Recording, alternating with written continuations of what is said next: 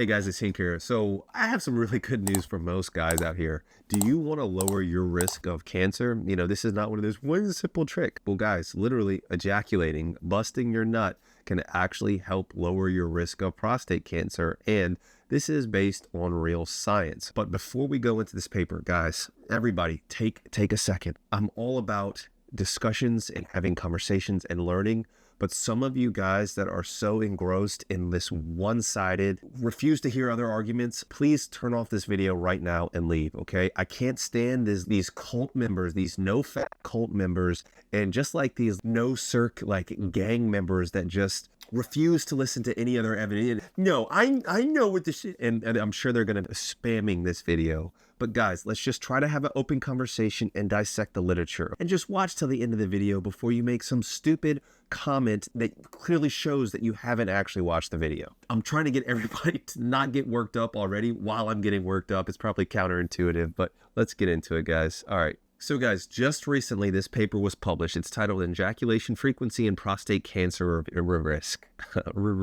A narrative review of the current evidence, okay? So what this is they basically looked at a bunch of the published literature. To be specific, they looked at over 11 studies with over 150,000 participants to evaluate ejaculation frequency and the risk of developing prostate cancer. And here's an excerpt that you can see here of basically some of the papers that they analyzed, the number of patients, the ejaculation frequency, etc., where you can see it. And guys, it's all very well organized in this paper, and Callie will leave a link in the description below so you can have access to it. And some of you might be wondering, well, how does ejaculation actually lead to lower rates of prostate cancer? Well, guys, if you actually think of how semen is made, it's made from actually a bunch of different glands. It's not just like sperm coming from your testicles. It's actually seminal fluid from your seminal vesicles. You also have seminal fluid that comes from the prostate, the epididymis, and the bulbourethral glands, or like Cowper's glands. So semen comes from a variety of those different ingredients. And one of the theories is that the more frequently you ejaculate,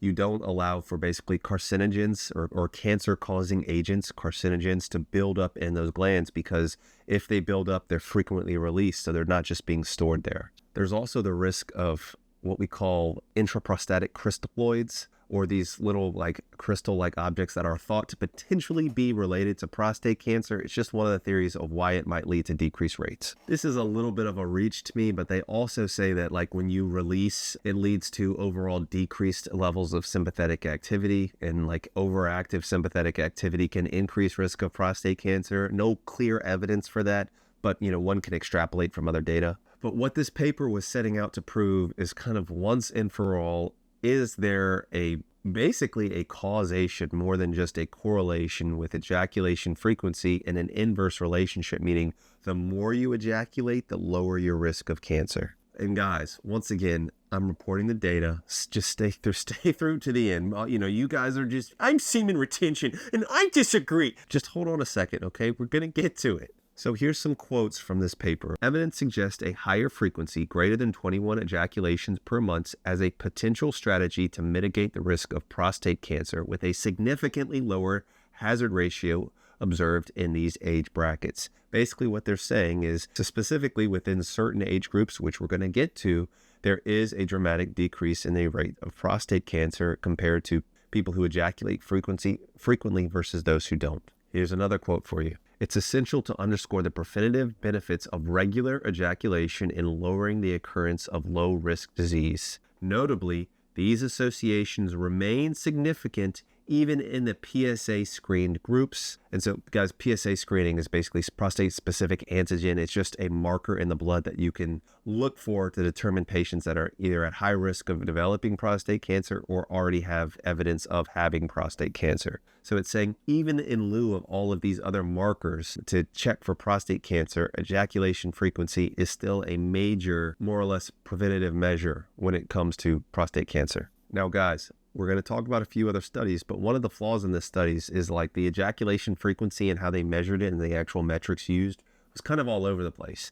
And so in this paper, they literally say, while most of the studies hint at an inverse association, meaning the more you ejaculate, the lower your risk of prostate cancer, a few studies present conflicting findings, emphasizing the need for comprehensive and methodological, robust exploration. Guys, this is not a perfect study. This does leave more evidence that more ejaculations lead to lower risk of prostate cancer, but it's not perfect. We still need more data. But also in the conclusion, guys, listen to this sentence here. Despite these challenges, the clinical relevance of these findings cannot be overstated.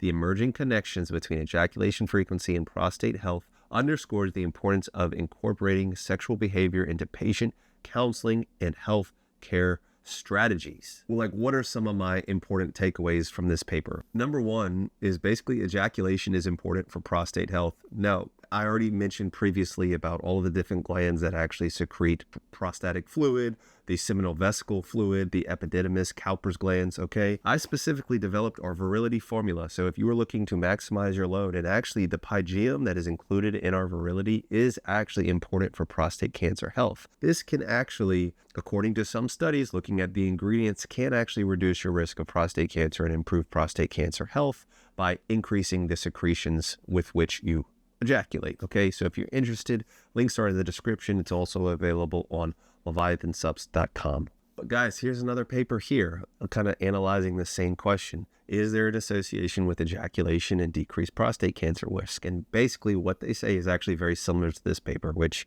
is frustrating because they published this brand new paper in 2024, which says the same thing as this journal article published before, that basically says, yes, there's evidence suggesting it, but we don't have a definitive answer. So one thing we need to talk about is basically how often is enough to lower your risk. Now, this is a multifactorial question, okay? Because it's not only frequency, but it's also age, and they're tied together. So stay with me. First, we're going to talk about frequency. So there was a Harvard review study that I'll include in the link in the description below that basically showed that men who ejaculate at least 21 times per week have about a 31% lower risk of prostate cancer than guys who ejaculated 4 to 7 times per month. So guys, 21 times or more per month, if there's only 31 days in a month, like, that is a lot of getting it in, whether you're using your partner or your hand, basically. And guys, one thing to make very clear here, all you no fappers getting PO'd here, this is talking about ejaculating. It's not talking about masturbating. So if you're ejaculating with a partner, that's all you need. What this is kind of leaving evidence towards is that the semen retention is not necessarily a good thing. But think about that. So 20 times per month, let's say there's basically 4 weeks in a month. That's like 5 out of 7 days in a week you're getting it in, more or less. It's a lot, but some of you guys that are addicted to pornography probably are doing it significantly more than that. I mean, I'm not really ashamed to say there was one point in my life where like 14 times a week was nothing, was light work for me. And once again, guys, this Harvard article said that in this 18-year Harvard study of over 30,000 health professionals, that the cancer risk was reduced by 20% with men who ejaculated 21 times a month. A similar Australian study showed that your risk was reduced by 36% with men that ejaculated 7 times per week, okay? How much is enough? Actually, what I would say is quite a lot, okay? According to this data, somewhere between at least 4 to 7 times per week. But guys, here's where things get a little tricky, because you really need to start looking at age. And so when you tease out some of these studies looking at age, the ejaculation frequency is most important typically in men in their late 40s to even 50s or older. So this is a study here that looked at sexual activity and prostate cancer risk in men diagnosed at a younger age. Here's some of the important findings, guys. They actually suggest that overall sexual activity in younger life, so in your 20s, increased risk of prostate cancer. However, it appeared to be protective when older, in your 50s alone. So similarly, frequent masturbation was a marker for increased risk when you're in your 20s and 30s, but appeared to be associated with decreased risk in your 50s. And so when we're talking about like 5 to 7 days per week of getting it in, basically, I think that's most important for older people. Based on the literature that I'm seeing, if you are in your 20s and especially early 30s, I don't think you should watch. Your takeaway from this video is, Hink told me that I need to be getting it in 5 to 7 times a week. I need to be busting those nuts 5 to 7 times a week. That's not what I'm saying. I'm saying if you're an older guy, like my guy Older Breeder out here, if you're watching this video, and actually I've been surprised there's quite a few guys that are older on this channel, like 50s, 60s, even 70s. For you guys, I'm saying yes, I would recommend actually making sure that you are getting some kind of release in 5 to 7 times a week if you can. And so guys, our findings suggest that the risk of prostate cancer diagnosed at age less than 60 years is associated with a higher sexual activity in early life and a lower activity in later life. So guys, what actually matters far more if you're trying to specifically decrease your risk of prostate cancer? Well guys, common sense things like active lifestyle, exercise, your cardiovascular health and your cardiovascular activity, your diet, obesity, guys.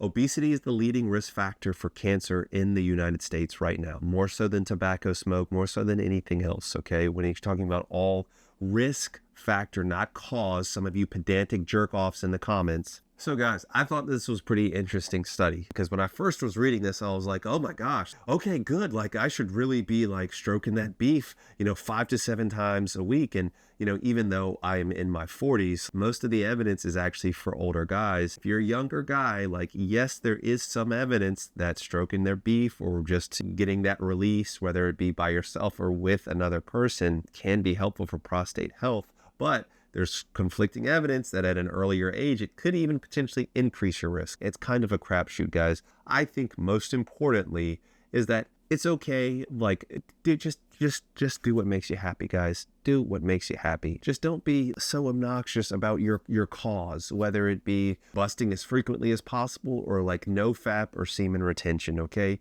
Just try to be open to data that's presented to you. Now, guys, along with prostate health, you want to make sure that as you age, that your penis is in the best shape possible. And of course, you're going to get that way with my safety stack, guys. The safeguard to prevent fibrosis, maximize your penile tissue. Our shield to maximize your nerve function, prevent any nerve damage long-term. Hopefully you learned something today. Appreciate you guys. Remember, there's nothing wrong with self-improvement, but you are enough just as you are. All right, guys. Peace and love. Dr. Hink got the plug on the health, yeah. Got you thinking about your wealth, yeah. In his office, no stealth, yeah. Pinnacle of that below the belt, yeah. Checks and balance, he's managing. Working miracles, no damage. Got you covered, no panicking. Steady calm. In the clinic, no vanishing. Yeah, with Doc Hink, it's the way back.